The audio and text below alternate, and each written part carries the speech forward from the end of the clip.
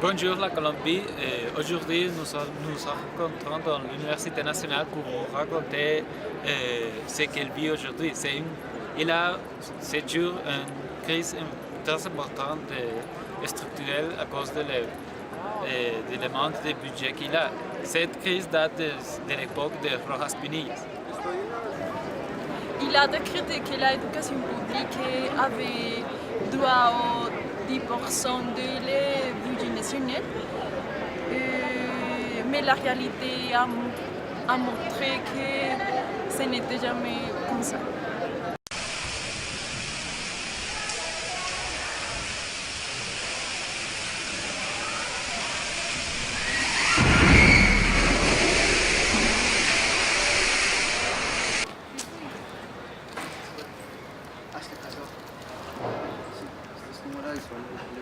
Ceci est le bâtiment de droit et sciences politiques.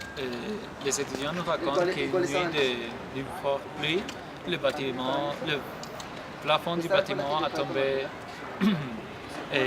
Une des principales causes, c'est la négligence même de l'administration et la vieillesse du même bâtiment. Le recteur a affirmé que la crise des infrastructures de l'Université nationale c'est à cause du petit bureau qu'il y a à l'université et que sa gestion a apprécié pour améliorer cette situation.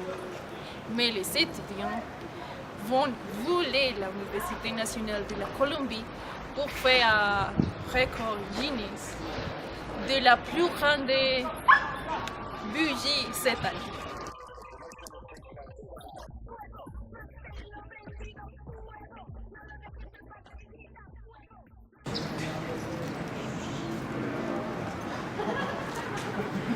Ici était la faculté d'architecture de l'Université nationale.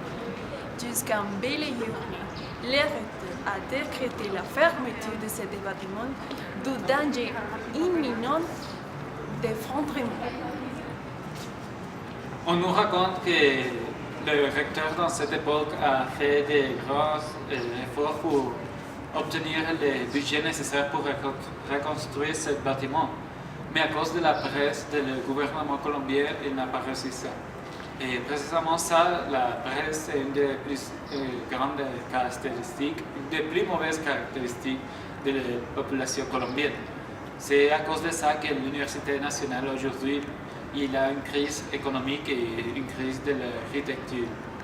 Mesdames et messieurs, excusez pour la gêne, coupure momentanée de votre journal télé, car notre voix est à chaise, besoin d'exprimer notre point de vue aux yeux du pays, exprimer pourquoi on a clamé qu'il était urgent de l'université et... Ay, c'est me olvidó.